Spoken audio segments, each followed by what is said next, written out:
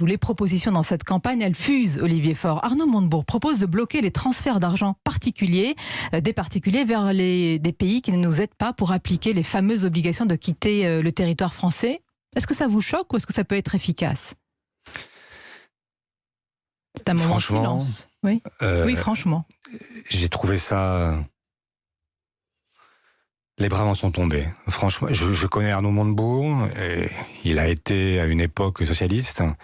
Et le retrouver à reprendre cette vieille proposition de l'extrême droite, ça m'a à la fois heurté et rendu triste pour celles et ceux qui le soutiennent. Arnaud Montebourg, extrême droite, vous mettez un signe d'égalité ? Mais j'ai pas dit Arnaud Montebourg égale extrême droite, j'ai dit cette proposition est une proposition qui vient de l'extrême droite. Et c'est pas parce qu'elle vient de l'extrême droite d'ailleurs qu'elle est dangereuse. Non mais la question est-ce qu'elle est efficace surtout ? Comment faire respecter ces obligations de quitter le territoire français ? Je rappelle juste qu'on a divisé par deux pour le moment la délivrance des visas.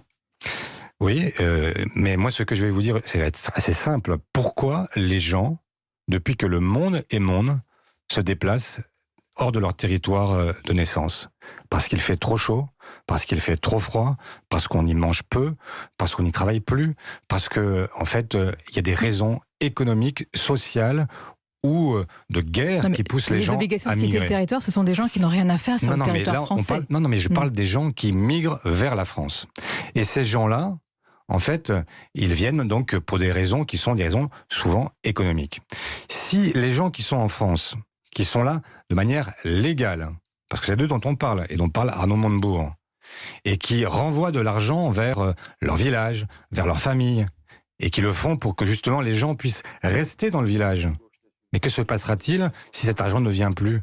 Vous aurez naturellement plus de migrants. Et donc, c'est absolument un rebours de ce qu'il faut faire. Mais malgré la réalité de ce qu'il faudrait faire, c'est au contraire accentuer la coopération, faire en sorte qu'il y ait aussi un vrai combat contre le réchauffement climatique. Parce que c'est ça... Nous sommes d'accord qu'il y a ces défis-là, mais est-ce que vous assumez qu'il y a un vrai problème quand on ne peut pas renvoyer chez eux des personnes qui n'ont rien à faire sur le territoire français ? Bien sûr, c'est un problème. Mais alors comment vous faites ? Mais c'est certainement pas comme ça qu'on le fait. C'est en discutant avec les pays d'origine. Ça fait des années qu'on le fait, ça ne marche pas. Eh bien, écoutez, ce que je sais, c'est que c'est pas parce que quelque chose ne marche pas qu'il faut faire quelque chose qui marche encore moins. Et mais donnez-moi une proposition qui marche, alors. Mais non, mais vous n'allez pas sanctionner des gens qui sont en France de manière légale, vous allez punir des gens qui sont innocents. Est-ce que ça a un sens ? Moi, je vous le dis, ça n'en a pas. Mais moi, je vous demande quelle proposition efficace, alors, moi, ce que je vous dis, c'est que ce qu'il faut, c'est effectivement lutter contre l'immigration clandestine, faire en sorte de faire appliquer les OQTF, mais en discutant, en négociant avec les pays d'origine.